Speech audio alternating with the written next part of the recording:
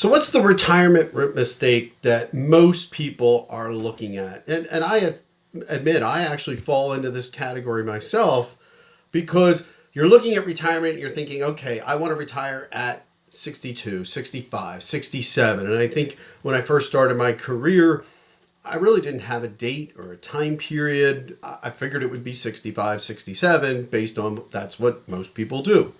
And so when you're thinking of retirement, you're thinking, how much will I need at that age?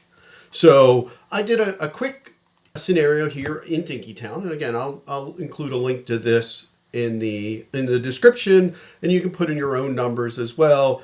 But, here is somebody that is making $25,000, saving 10%, which again, I think if you're starting at age 22, which I have it here, saving 10% is a fine number, right? You can do that. All the way to 65, 8% return, getting a small little match, 3%. You're going to have close to $1.6 million. Awesome. And you're looking at that and you're saying, okay, this is what I'm going to have, $1.6 million. And, I'll be 40, 67 or 65 at the time. And you're striving to be that end date. And while I think that's when you're 22, pointing that out, that's great. But do you want to retire at 65? What if something happens and you want to retire a few years earlier? And so I've come to the realization that you're not really saving till 65, 67. You want to back that up quite dramatically in some ways. Move it to 50, 55.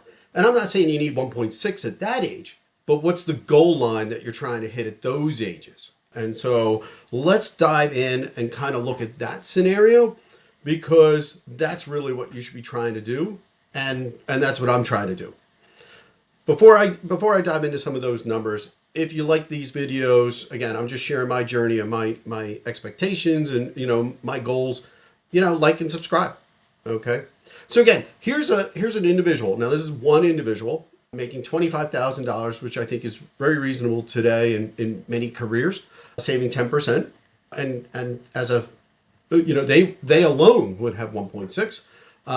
Let's double this, right? And pretend that's a couple making 3%, 3% a year up to 65, both starting. You can see here, they're going to have over $3 million when they're ready to retire. But that's great, and you can see here that this is the part that discourages too many people when you're actually looking at these ages, and you're going to think, okay, yeah, maybe I'll have $3 million when I'm retired. But when you hit my age, a little bit over 50, so I'm going to actually put it here at 53, you're going to have 1.2, awesome amount, well over the mean and the average. But if that's what you can hit, right? And so when you're thinking of retirement, and you're going through your 20s and your early 30s, maybe even your 40s, and as you're approaching your 50s, this is the number you should really be striving for, is hitting those numbers early, because then it doesn't really matter. If life decides to change and you want to get out sooner, you want to work a little bit longer, whatever, at least you're comfortable. So let's actually pretend, again, this is at 53, and again, using my age, again, at 1.2, I'm going to say, 1.25. And so, are you good? So let's come over to Dinkytown, another one of the tools, just the compound savings. And I'm going to say that they have let me actually add another zero here. They have $1.25 million. They at this point they're 53, right? And so maybe they only want to work 10 more years at an 8% return, and they're not even going to save another dollar, right? Not saving another dollar, they're going to have almost 2.7. So this is kind of getting into a little bit of the coast fire strategy. If you've ever read anything about that, is how much do you need to save to be able to not really save another dollar and live comfortably for the rest of your life. So this is the mistake I think a lot of people are doing. They're really looking at it at the long term and saying, what number can I hit? But what happens if something happens and they all of a sudden have to get out at, 5 years early, 6 years earlier, and then they don't have enough to retire?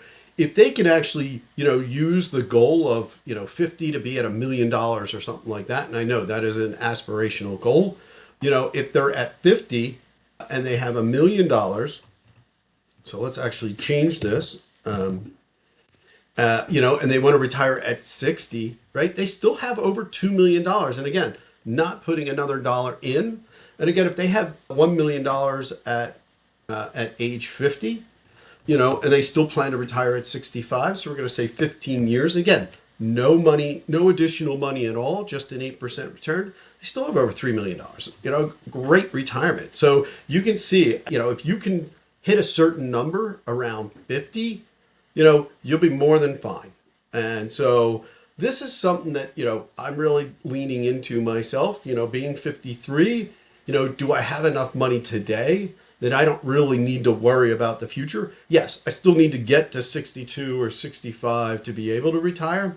But if I have enough in my nest egg today, the rest of it's just kind of gravy, right? It's just, it'll make my retirement a little bit sweeter, but I'm not relying on it. And that is the goal, I think, as you increase in age, and especially with different things with life. And today, as many people are reading about things in AI, maybe the market's going to crash. There's some, turmoil over in the Gulf again, right? That goes up and down.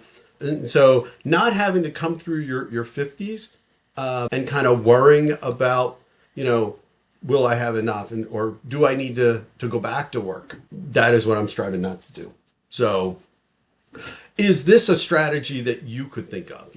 Again, I'm curious to hear what your thoughts are. If you're in your 30s, maybe even 40s, do you feel like you'll have enough at 50 to really kind of coast through into retirement?